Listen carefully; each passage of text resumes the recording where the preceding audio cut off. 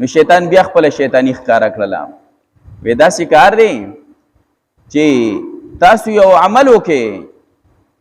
د هغې عمل د وجې دا فرښتو د ټال نیولی دی نو ویل څه عمل وکړو ویل سرتورې زنانه راولې پیغلې جلکۍ راولې سرتورې او دلته کې ودروئ فرښتې به د هغوی نه حیا وکړي سیټ ته به شي نو تاسو به هم دغه عمل وکئ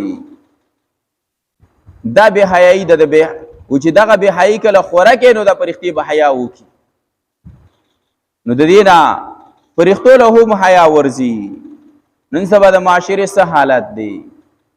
مسلمانانې زنانه چې دغه په کم حالت باندې چې د هغه ګرځي د پردې څومره خیال ساتي او د سر د پټېدو د ویښتو څومره خیال ساتي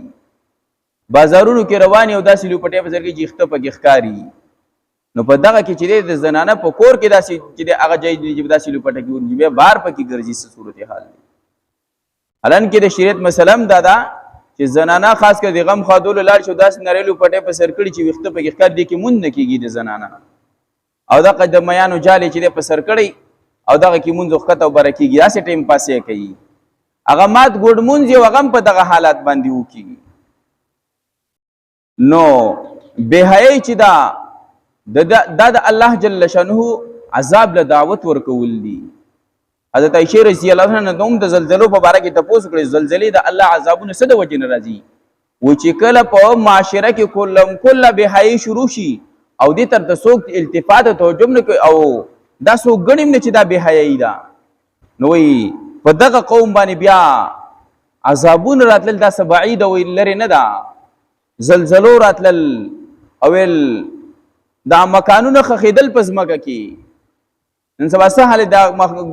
روغ عبادت په ځمکه کې اوبو کې چې دی لاو کېږي وایي روغ مکانات چې په ځمکه خښېږي مخونه مسخه کېدل شکلونه بدلېدل وایي دا عذابونه وایي څه لرې نه دی دا به عذابونه په امت باندې بیا راځي نو د بېحیایۍ د وجې نه الله جل شانه عذابونه بیا چې دی رالیږي په بني اسرائیلو کې هم چې هغوی ته شکست میلاو شوی و یو بادشاه دی هغوی په یو کلي علاقه باندې حمله کوله کامیابېدل به نه ناکامه کېدل بني اسرائیل د مسلمانانو خلاف دی ډېر کوشش کو ناکامه کېدل به دا بختیده سرو نو شیطان په دغه ټیم کې هم راغلی او همدا طریقې ورته ښودلې وه چې تاسو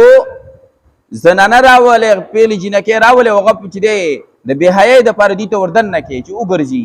لکه نن سبا دا انجیوز والا ګرځي په دې کورونو باندې یو شی بل شي همدغه طریقې ورته خو د روزمره زندګۍ دا شیزونه ورته وښیي چې دا په دې کورونو کې خرڅوي او ګرځي نو ول د دې د وجې نه به بېحیایي خوره شي نو چې کله دغه بېحیایي خوره شي نو بیا به دې چیرې کمزوري شي د الله مدد به د دې سره نه وي بیا نو دې به شکست وخوري همدغه شان وشوله چې کله معاشره کې بېحیایي کلم کله شروع شي د الله جل شانو مدد دغه معاشرې نه اوچت شي او د الله جل شانو رحمت دغه معاشرې نه اوچت شي د الله عذاب هغې ته متوجه شي بیا اوس دغه ټیم کې فرښتو چې دی څومره مدد کوو بیا هم چې د هغه ټالې نیولی و خو چې کله دغه سرتورې زنانه راوستلی شوې فرښتې یو سیټ ته شولې فرښتې چې دی یو سیټ ته شولې او دی هغه خپل عمل وکړو ابراهیم علیه السلام د اور منځ ته لاړی الله فرمایي د نمرودیانو د ټولو چې دی د ابراهیم علیه السلام خلاف تدبیر وکړو والله نقصان ټول هغوی ته میلاو شو دوی ته چې دی نجات میلاو